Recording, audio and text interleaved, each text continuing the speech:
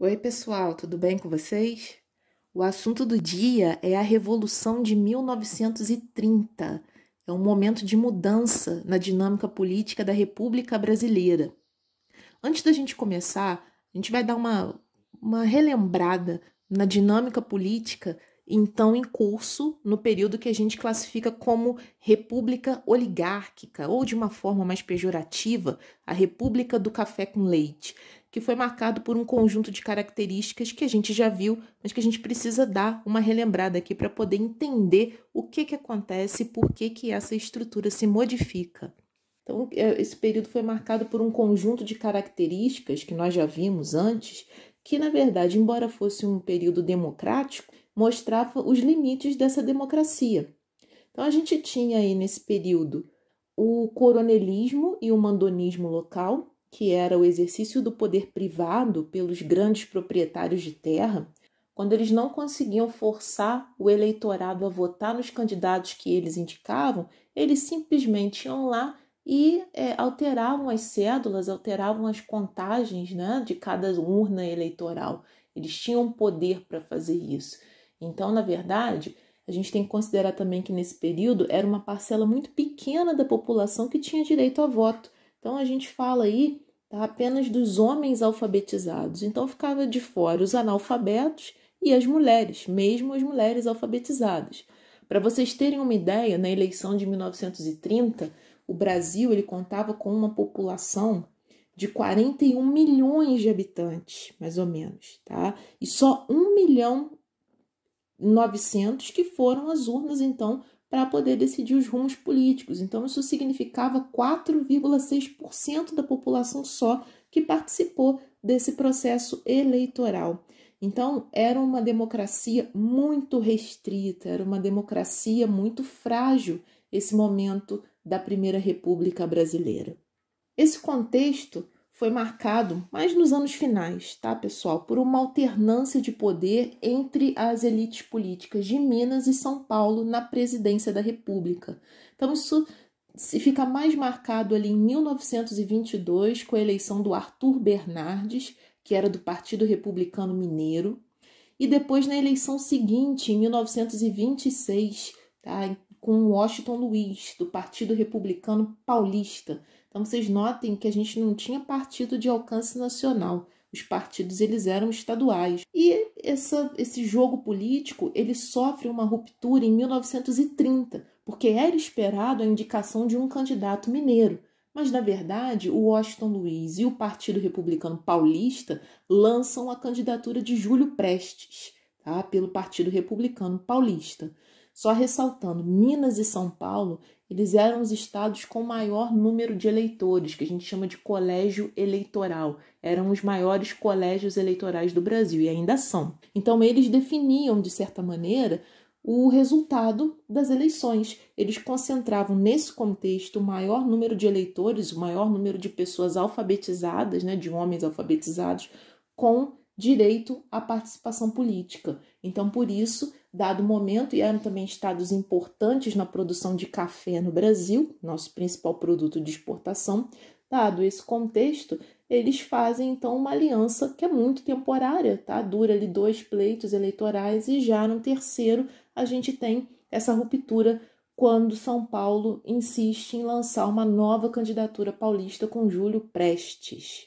Então, diante dessa insistência de São Paulo, no lançamento da candidatura do Júlio Prestes, é formada, então, uma candidatura alternativa que vai rivalizar com a candidatura do Júlio Prestes. A gente tem a formação da Aliança Liberal. Ela é formada, então, a partir do rompimento da aliança entre mineiros e paulistas, e com o apoio de Minas é lançada uma chapa alternativa. E essa chapa ela é liderada pelo Getúlio Vargas, gaúcho, do Partido Republicano Rio-Grandense, e pelo paraibano João Pessoa, do Partido Republicano Conservador. Essa chapa ela vai ter o apoio do empresariado, então das elites industriais, e também vai ter o apoio dos tenentes, daquele pessoal que participou daqueles levantes militares nos anos 20, como a gente viu na aula passada. A Aliança Liberal ela tinha como proposta o voto secreto e a criação de uma justiça eleitoral. Então vocês podem perceber que eles queriam moralizar a dinâmica eleitoral do Brasil e acabar com as fraudes, com o voto de cabresto, com tudo isso. A ideia era tornar o processo eleitoral mais transparente. Também era proposta a criação de uma legislação de proteção ao trabalhador, e isso incluía aposentadoria, férias, regulamentação do trabalho do menor e da mulher, que nessa época a gente também já viu isso. As mulheres e as crianças, elas trabalhavam sem nenhum tipo de regulamentação, não existia licença maternidade, né? Não existia nada disso, e exerciam as mesmas funções que os homens, mas ganhavam bem menos que eles. Outra proposta da Aliança Liberal era o incentivo à produção industrial, também como uma alternativa à produção de café, porque o café era o produto que mais recebia incentivo público, incentivo do governo para sua produção. Enquanto os outros setores, até outros setores da agricultura, mas também, principalmente o setor industrial, ele não contava com o apoio do governo. Muitas vezes o governo preferia importar, facilitava as importações de produtos industrializados, e isso acabava sendo um impedimento para o desenvolvimento das indústrias internas no Brasil. A Aliança Liberal, ela conquistou a adesão de muitos setores, principalmente os setores urbanos da população brasileira. A população se identificou. Ela enxergou, então, nas propostas, nessa plataforma eleitoral da Aliança Liberal, uma possibilidade de mudança real para o Brasil. Então, eles se engajaram na campanha, ocuparam as ruas, participaram de maneira ativa, ficaram realmente entusiasmados com essa chapa encabeçada pelo Getúlio Vargas, né, e também trazendo a representação do Nordeste com o João Pessoa. Então, isso era muito interessante para a população urbana naquele período, os trabalhadores urbanos, principalmente, além dos industriais que contribuíram para a campanha e também se engajaram defendendo essa proposta política.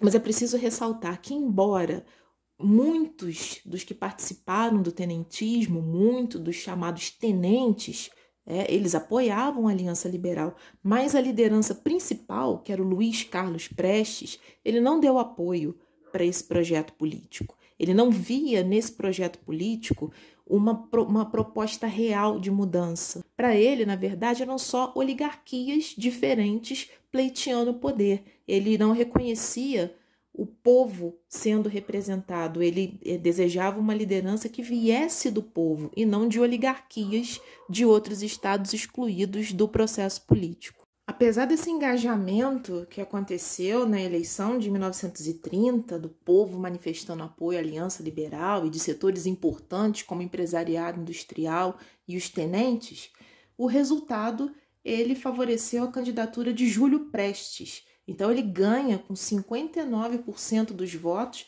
e o Getúlio Vargas fica em segundo, com 40% dos votos. É importante destacar também a participação do Minervino de Oliveira. Vocês lembram dele? Ele era do Bloco Operário Camponês, aquela frente ampla do Partido Comunista. Então ele também tenta aí se eleger, né? Também lança sua candidatura, mas ele tem muito pouco voto. Ele não chega nem a pontuar 1% dos votos nesse contexto. Essa eleição ela acontece em março de 1930, mas uma reviravolta nesse mesmo ano ela vai modificar os rumos então esperados para a política nacional. O candidato à vice-presidência da Aliança Liberal, João Pessoa, que ocupava a presidência do estado da Paraíba.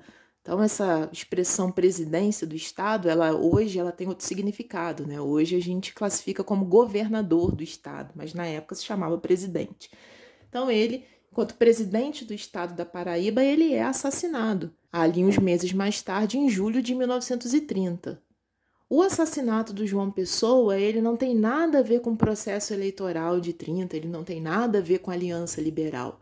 Ele é motivado por questões políticas regionais, né? Até por um crime passional também ali. Só que a população ela fica muito revoltada com a morte do João Pessoa e atribui ao Partido Republicano Paulista a autoria desse assassinato. Então, temendo uma revolução popular, as oligarquias políticas, principalmente a mineira, começa a pensar em uma forma de conter essa revolta popular. Então, até se atribui ao presidente de Minas Gerais, ao governador de Minas Gerais da época, o Antônio Carlos de Andrada, a seguinte frase: façamos a revolução antes que o povo a faça. Ou seja, essas oligarquias, elas estavam com medo da população na rua, na população insatisfeita com as desigualdades sociais, desiludida com o resultado das eleições de 1930, e então eles começam a articular um movimento que teria apoio dessa população, mas um movimento também para evitar que a revolução fosse feita pela via do povo. Se essa revolução fosse feita e tivesse êxito, se instauraria um governo popular, um governo que não teria margem para essas oligarquias regionais continuarem no poder.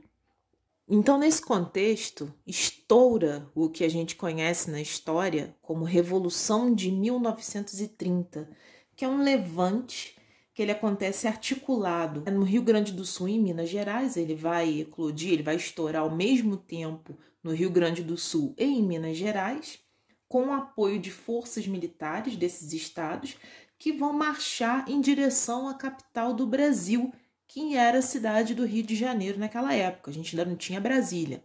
Essa marcha, ela enfrenta a princípio a resistência do governo federal. O Washington Luiz, um paulista que era presidente, ele tenta resistir, ele envia tropas do governo, só que o exército está dividido. As principais lideranças do exército nesses estados, do Rio Grande do Sul, de Minas Gerais, da Paraíba e depois também de outras regiões que vão apoiar o levante, ele acaba ficando do lado dessas tropas contrárias ao governo de Washington Luiz. Então, sem ter como resistir, o Washington Luiz ele vai ser deposto da presidência da República e a partir daí vai se instaurar um governo provisório que vai ter como liderança o Getúlio Vargas. A Revolução de 30 ela contou com apoio popular. Vamos lembrar que a Aliança Liberal ela apoiou esse movimento. Foi uma manobra, então, dessas oligarquias para evitar que se instaurasse uma revolução popular.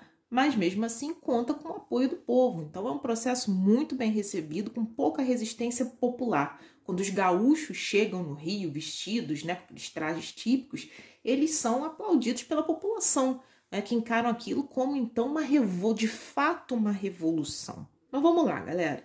Revolução. Revolução de 30 foi mesmo uma revolução? O que é uma revolução?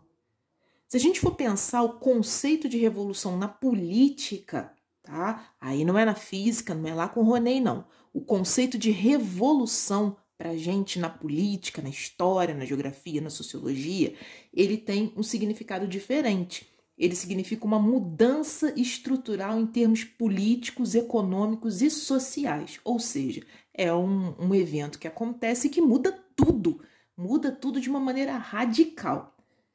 Foi isso que aconteceu em 1930? Olha, pessoal, não foi. 1930 ele pode ser entendido como um golpe, né? Um golpe, tinha um poder instituído politicamente dentro de uma democracia frágil, mas uma democracia. A partir daí, esse levante ele instaura um golpe. Então, ele depõe um governo que tinha sido eleito, faz um rearranjo de elite. Se era a elite paulista que estava no poder, agora vai ser a elite do Rio Grande do Sul, junto com a elite mineira. Então, novamente, a elite no poder. Não muda essa estrutura. Não é o povo que vai assumir o poder. São outras elites políticas. Essas elites oligárquicas. Só que, de uma maneira inegável, os anos seguintes à Revolução de 30, eles são anos de mudanças profundas em termos sociais no Brasil. A gente vai ter mudanças profundas no sentido do trabalhador ser reconhecido enquanto um ator político, através das leis trabalhistas, da justiça eleitoral ser moralizada através da criação de uma justiça eleitoral e outras modificações que nós vamos ver adiante no período conhecido como Era Vargas, mas isso é assunto aí para a próxima semana. Pessoal, a gente fica por aqui hoje. Eu espero que essa videoaula ela seja útil, ela ajude vocês a compreender esse período maravilhoso da história, que é o período da Era Vargas. É um período muito importante para a nossa história, muito importante para a constituição do que a gente é hoje, o que a gente tem hoje em termos de cidadania e de direitos trabalhistas. Espero que vocês estejam bem, espero que vocês fiquem bem, cuidem-se e até a próxima semana. Tchau, tchau.